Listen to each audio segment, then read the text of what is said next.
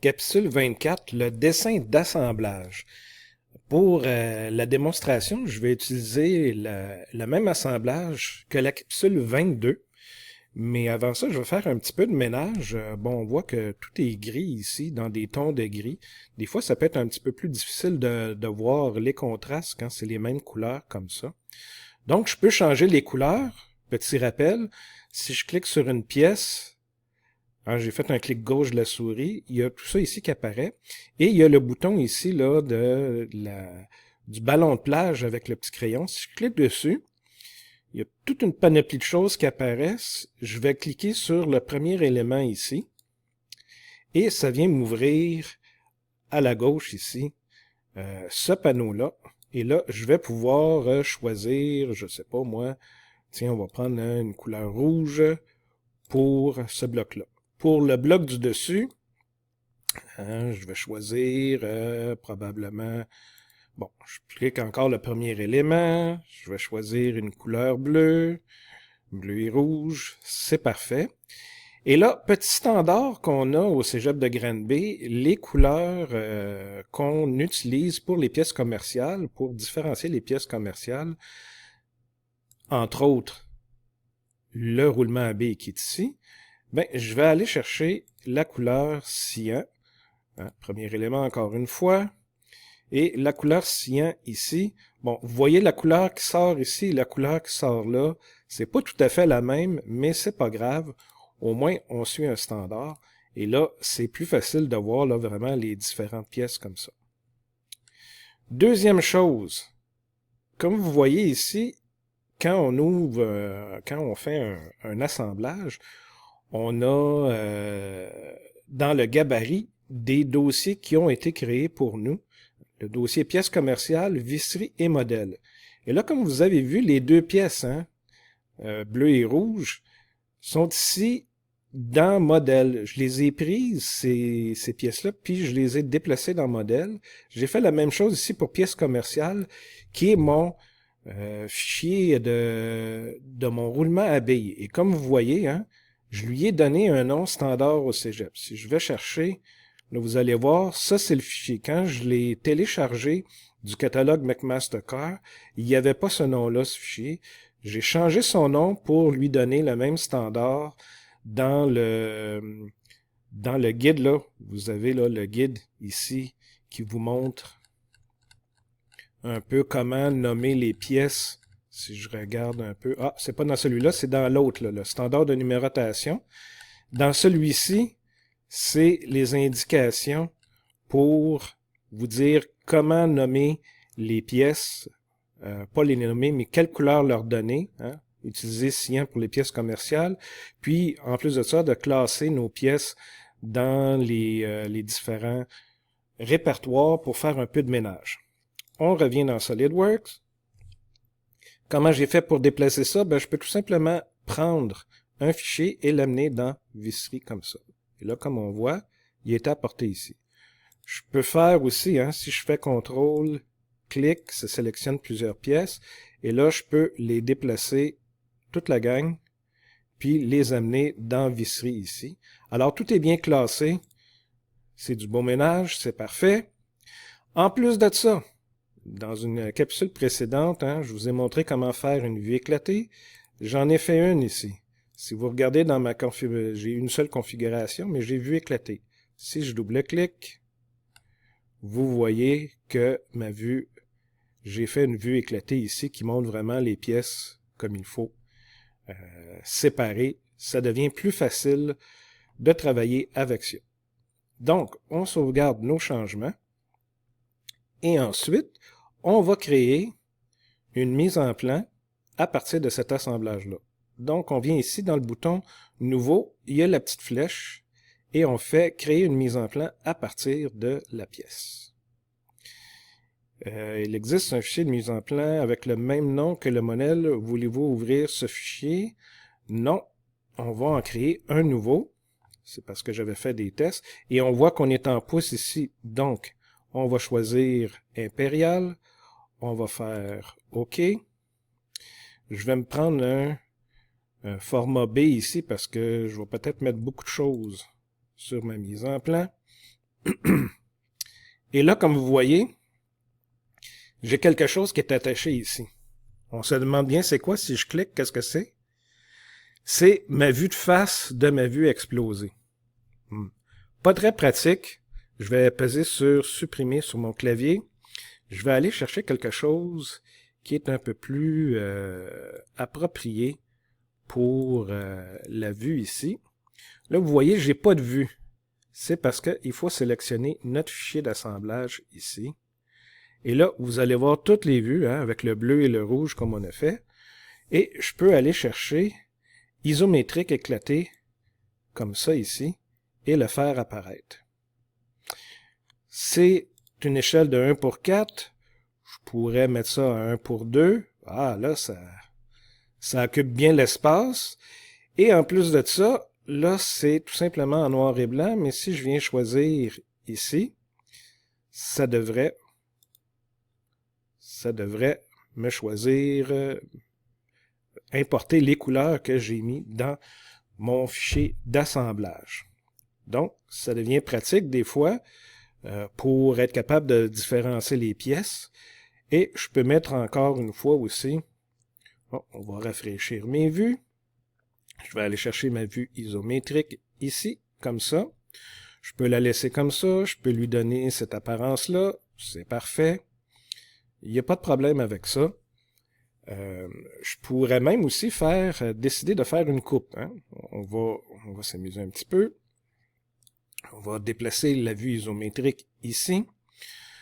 On va venir chercher la vue de dessus ici, comme ça. Et là, pour faire une coupe, on a la vue en coupe ici. Et je vais faire une coupe à l'horizontale comme ça, centrée sur mes vis pour bien montrer mes vis. Je clique, ça l'a mis ma ligne de coupe, je fais le crochet vert. Et là, il y a toutes sortes de choses qui apparaissent ici. On veut un hachurage automatique et on veut exclure la visserie. On ne veut pas couper les vis. Si vous vous souvenez, la session passée, on disait que dans les coupes, on ne coupe pas les pièces commerciales comme les vis. Donc, on fait OK. Et là, ça me permet de placer ma vue de coupe comme ça. Et vous voyez, j'ai une vue de coupe avec le hachurage qui nous montre l'assemblage, mais en vue de coupe, avec les vis en plus de ça. Je pourrais, pour cette vue de coupe-là, en plus de ça, aller chercher mon apparence avec les couleurs. Donc, ça pourrait me donner une vue encore plus avec des meilleurs contrastes. Quand il y a beaucoup de pièces qui viennent se toucher, on finit par plus savoir quelle ligne appartient à quelle pièce. Mais là, on voit très bien comment la pièce est faite en fonction de cette coupe-là. On voit aussi très bien que les filets de ma vis rentrent à l'intérieur du matériau. On voit ici qu'il y a comme une interférence. C'est normal, les filets de la vis s'entrelacent avec les filets du trou ici. Et on voit bien sûr mon roulement à baie ici. On pourrait faire une deuxième coupe. Si je viens faire une vue en coupe, cette fois-ci verticale, on va choisir le milieu de mon roulement. On va laisser les mêmes crochets comme ça. On va placer la vue ici. Et là, comme vous voyez, on voit la coupe de mon roulement à billes. En plus de ça, si je voulais utiliser les couleurs que j'ai associées, ça commence à faire une belle vue, là, facile à voir. Et on voit là les zones hachurées, c'est où on a coupé, puis où il n'y a pas d'hachurage, c'est parce qu'on a le trou ici qui est libre, comme ça. C'est parfait.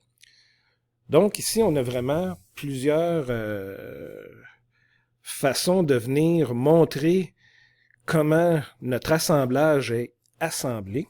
C'est parfait. Mais il y a toutes sortes de pièces, puis on veut savoir quelle pièce va où, un peu comme un plan Ikea, ou encore mieux, un plan Lego. Là, on va rajouter quelque chose. On va rajouter un tableau. Le tableau, ça fait partie des annotations. Donc, on s'en va dans l'onglet Annotations. Et on s'en vient complètement au bout ici. Dans Table, il y a une petite flèche.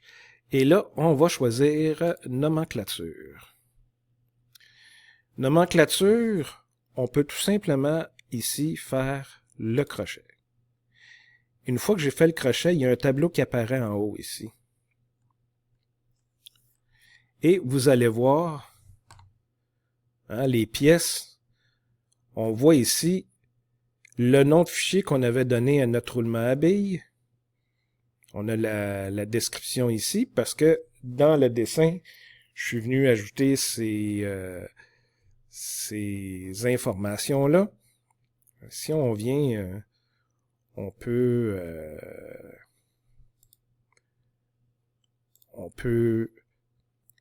bon, il y a quand même plusieurs choses là qui pourraient être différentes. Ça se pourrait que vous, quand vous faites l'exercice, il n'y a rien qui apparaît ici. Moi, c'est parce que je suis venu mettre l'information manuellement, puis ça l'a enregistré dans la pièce que j'avais enregistrée sous le nom de fichier ici. On va faire l'exemple avec au moins les vis. Les vis, le nom de la pièce, ces 4 vis-là. Bon, moi de mémoire, je me rappelle que c'est des vis 3/8 de pouce, 16 filets par pouce, et la longueur était 1 pouce de long. Donc, je pourrais tout simplement venir écrire cette information-là, puis venir la détailler un peu plus dans la description. Donc, si je sélectionne la classe, je peux même double-cliquer, puis ça me dit « Hey, voulez-vous briser le lien? » Oui, pas de problème. Et là, je vais écrire, 3/8, 16 filets par pouce. Là, je vais dire fois 1 pouce. Puis, on pourrait même dire fois 1 pouce encore, parce que la longueur de la vis, c'est 1 pouce, et il est fileté sur le 1 pouce au complet. Si j'avais une vis de 3 pouces de long, mais que défilait seulement sur une distance de 1 pouce, j'aurais eu fois 3 fois 1 ici. Donc, je peux l'écrire comme ça. Et ici, je peux double-cliquer, briser le lien, et tout simplement écrire, vis à tête cylindrique à 6 pans creux. Parfait. Et là, vous avez une belle description de tout ça.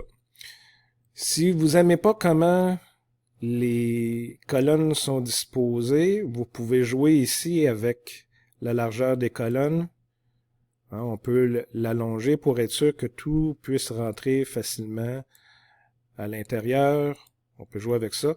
Vous avez donc le nom de la pièce, qui est généralement le nom du fichier, quand vous avez sauvegardé votre pièce. Et dans le panneau ici, quand vous avez fait vos pièces, vous aviez un endroit là qui s'appelait pièce description. Et là, moi, j'avais écrit logement et couvercle pour la pièce 3 et la pièce 4. Parfait. En parlant de ce panneau-là ici, on peut venir l'ouvrir et venir chercher, mettre la même information, l'enseignant, le code du cours, 241, 225, GR, nom du cours, 5.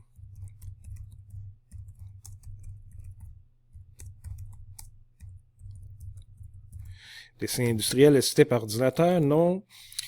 De l'activité, comme d'habitude, j'écris démo. S, parfait. J'ai fini ici. OK. Donc, si on vient voir le cartouche, l'information que je viens de rentrer est juste ici. Et les informations qui étaient ici, c'était les informations que j'avais mis dans le même panneau de propriété de ma démo pour la capsule 22. Hein, j'avais appelé ça capsule 22 pour équipement, sous-ensemble, pièce commerciale, et pièce description, j'avais dit assemblage, tout simplement.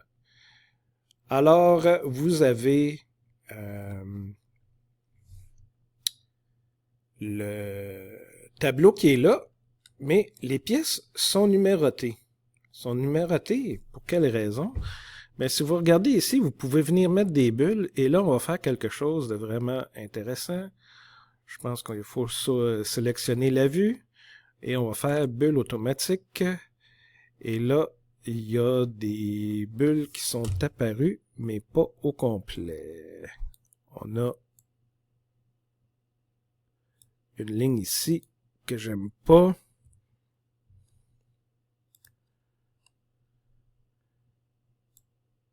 Bon, cette ligne-là, on peut la supprimer et on peut... Là, vous voyez, si je sélectionne la bulle, le point ici, je vais l'amener sur le bord de la ligne. Ça va être beaucoup plus clair comme ça.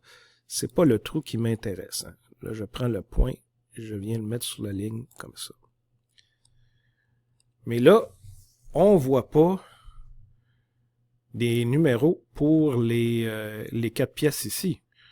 Je peux quand même faire une bulle et venir mettre la bulle ici. Ah, vous voyez, là, c'est 2 qui est apparu et je peux faire même chose ici, comme ça. Là, c'est le numéro 1 qui est apparu. Je vais faire le même traitement.